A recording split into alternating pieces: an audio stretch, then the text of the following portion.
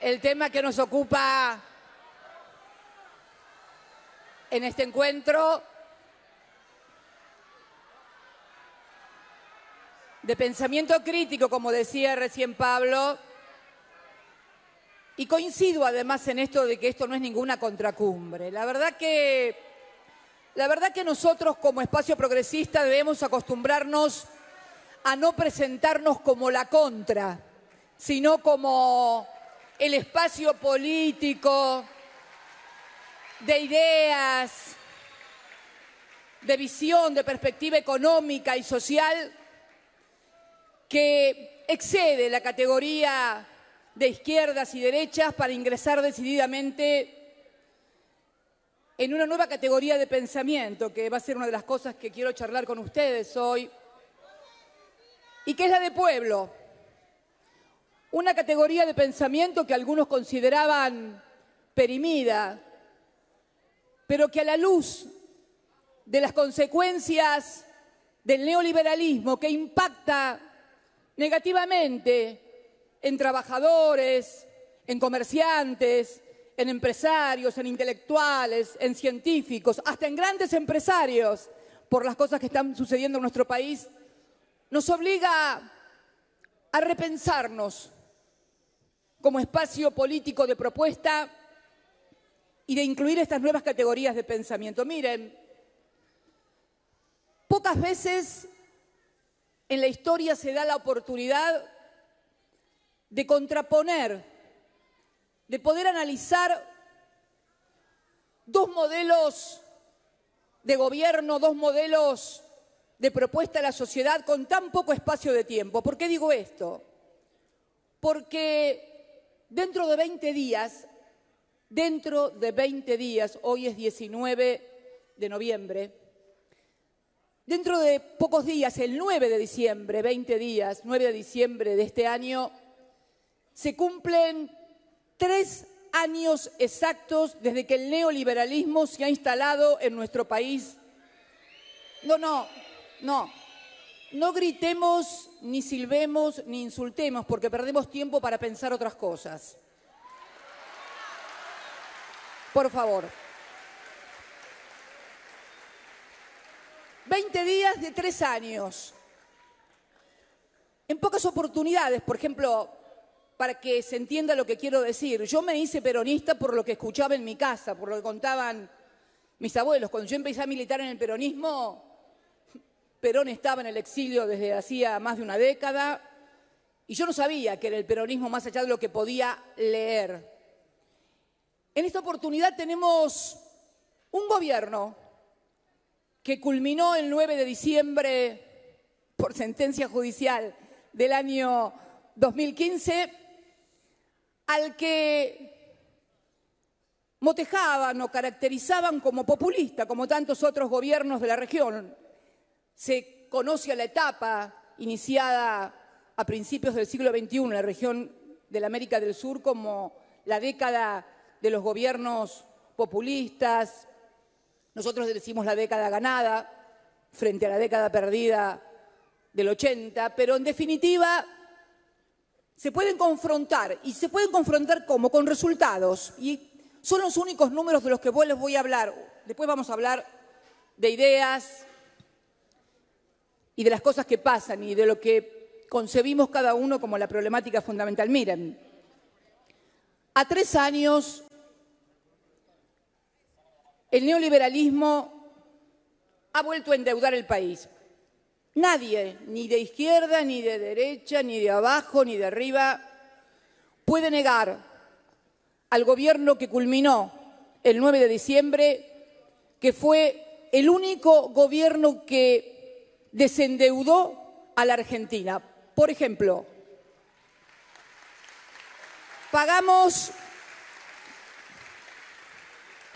en el año 2005 la deuda al Fondo Monetario Internacional, lo cual nos permitió desarrollar durante las 3 gestiones de gobierno democrático políticas públicas sin tutela ni órdenes y custodiando los únicos intereses que guiaron esos 12 años y medio de gobierno, que fue el desarrollo, el crecimiento económico, la inclusión social, la reindustrialización de la Argentina. Además, ustedes saben, reestructuramos una deuda externa que había sido defaulteada en el año 2001 con una importante quita, lo cual redujo la participación de la deuda en el PBI del 160, que era cuando Néstor Kirchner asumió, al 43%, 42% aproximadamente del PBI, tanto la deuda intrasector público como la de todo el sector privado del PBI. Hoy han vuelto en realidad al Fondo Monetario Internacional con un préstamo de 57.700 millones de dólares aproximadamente, que convierte a la Argentina una vez más y a los gobiernos de la Argentina en meros gestores de políticas que les son impuestas de afuera, además de tener que devolver el dinero. Reestructuramos también la deuda privada, lo cual nos permitió, reitero, desendeudarnos. Este gobierno ha contraído deuda por más de 140.000 millones de dólares, además de la deuda del Fondo Monetario Internacional. Deuda e ingresos de dólares que no sabemos dónde están, porque en realidad no pueden verificarse ni en obras, ni en mejoras para la calidad de vida de los argentinos, ni en mejoras para la calidad de vida de los jubilados, de los trabajadores, de las pequeñas y medianas empresas, de los empresarios, etcétera, etcétera. O sea, hoy la Argentina vuelve a tener el cepo estructural que tuvo durante décadas a partir de 1976 de una deuda externa sin precedentes. Endeudaron el país. No quiero olvidarme de nada.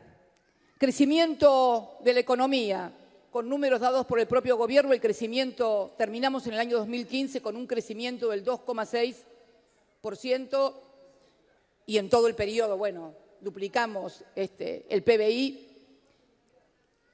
Y ahora vamos a terminar, luego de 4 años de gestión, a fines del año 2019, con una contracción de la economía, o sea, decrecimiento de la economía del 3,5% del PBI.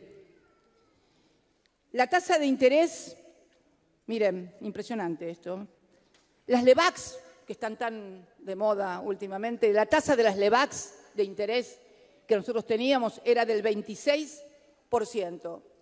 Hoy la tasa de LEBACs es del 50% y de las LELIC, que vendrían a ser el sustituto, llegó a ser el 70 y pico %.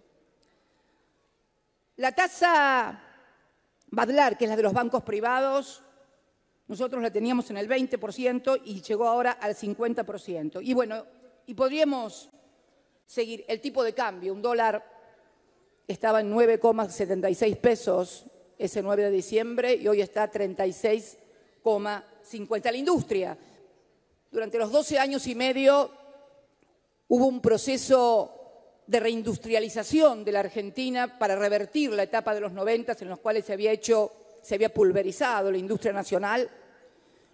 La última medición de la industria nos habla de una industria contraída en un 11%, una caída del 11%, ni que hablar de la capacidad ociosa que hoy es del 60% y en algunas actividades como los textiles, es del 50%, por ejemplo, o en la automotriz del 44%. Y podríamos seguir con números y números. La pobreza, que originó grandes discusiones. Miren, no hace falta ponerse a discutir de porcentajes. Para los que no son argentinos, o como Pablo es argentino pero que vive en Brasil, yo los desafío a que recuerden, si en otro momento se acuerdan de una ciudad de Buenos Aires con la cantidad de familias enteras durmiendo en la calle, como está sucediendo ahora. Directamente vinculado también a la creciente inseguridad. Conozco muchísima gente que nunca había tenido un episodio de inseguridad en su vida y, sin embargo, hoy están sufriendo episodios de inseguridad, también vinculado al tema de la pobreza. Este es el resultado de 3 años de neoliberalismo en la Argentina. Podíamos hablar de la situación de los jubilados, podíamos hablar de la desocupación, que cuando finalizó el 9 de diciembre del 2015 era del 5,9% de desocupación, con una desocupación que hoy ya está, y no tengo dudas, en 2 dígitos y con perspectivas de seguir creciendo luego de la destrucción de miles de empleos industriales, de la desaparición de las changas, en fin, lo que ya conocemos todos. Con lo cual, podemos confrontar a 3 años vista, puedo pasar por alto subsidios, tarifas, combustible, precios de los alimentos, supermercados vacíos. Me acuerdo que durante nuestra época, por concebir a la demanda como uno de los importantes activos en el crecimiento económico, el poder adquisitivo de los sectores populares y de los sectores medios se evidenciaba en anécdotas como que muchos evitaban ir al supermercado el sábado y el domingo porque era una romería de gente y entonces había que comprar durante la semana para no caer el sábado o el domingo en el supermercado porque si no eran colas y horas de colas y la gente se chocaba con los changuitos y demás. Hoy los supermercados están vacíos, literalmente vacíos. Y muchas importantes cadenas que explotaron en crecimiento durante nuestra gestión, hoy están reestructurando su operación en la Argentina. Podríamos seguir con empresas, con comerciantes que han debido cerrar sus comercios, con pymes que han quebrado. Este es el resultado de 3 años de neoliberalismo.